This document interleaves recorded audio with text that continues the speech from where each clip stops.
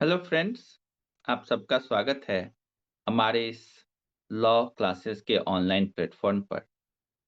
और case law series में आज हम करने वाले हैं state of Bihar versus Kameshwar Singh 9 AIR 1952 supreme court. और इसमें इन क्वेश्चन था एक बिहार लैंड रिफॉर्म एक्ट 1950। तो बिहार गवर्नमेंट ने जमींदारी उन्मूलन के लिए और लैंड रिफॉर्म्स लाने के लिए ये एक्ट लाए थे। और इसमें इन्होंने क्या किया था, तो जिस जमींदार के पास एक पर्टिकुलर एरिया से ज्यादा लैंड था, उस लैंड को बिहार गवर्नमेंट ने एक्वायर करने का एक्ट बनाया। अब जब भी लैंड एक्वायर होता है तो गवर्नमेंट को कंपनसेशन पे करना होता है। गवर्नमेंट हैज टू पे कंपनसेशन। तो बिहार गवर्नमेंट को भी ये लैंड के एवज में जमींदार को कंपनसेशन देना था।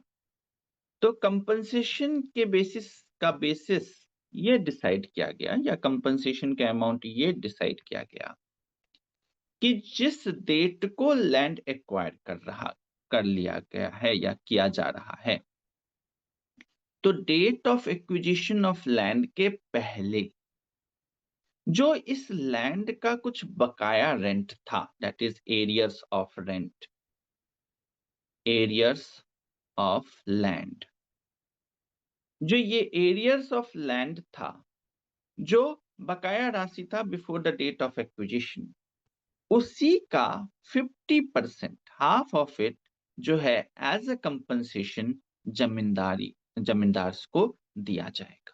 जिसका जितना एरिया ऑफ लैंड है उसका 50% इन्हें दिया जाए।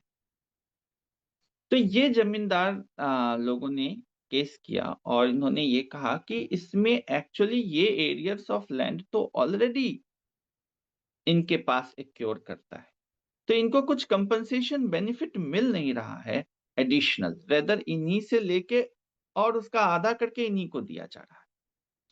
तो सुप्रीम कोर्ट ने इस मैटर को टेकअप किया और उन्होंने एक डॉक्ट्रिन यूज किया, that is doctrine of colourable legislation. Doctrine of colourable legislation.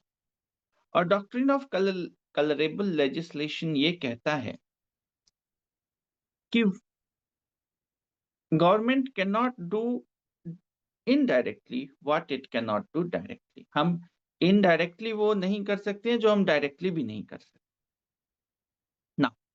यहाँ पर गवर्नमेंट के पास कोई पावर नहीं है कि जब तक कंपनसेशन, बिना कंपनसेशन के लैंड एक्वायर कर सके।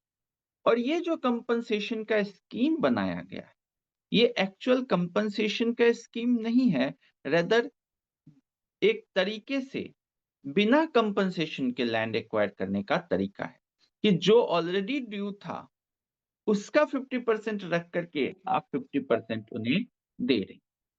तो ये गवर्नमेंट इसमें डॉक्ट्रिन ऑफ कलरेबल लेजिस्लेशन लगाया गया और इस स्कीम को इनवैलिड करार दिया गया by the supreme court, invalid या अनकॉन्स्टिट्यूशनल।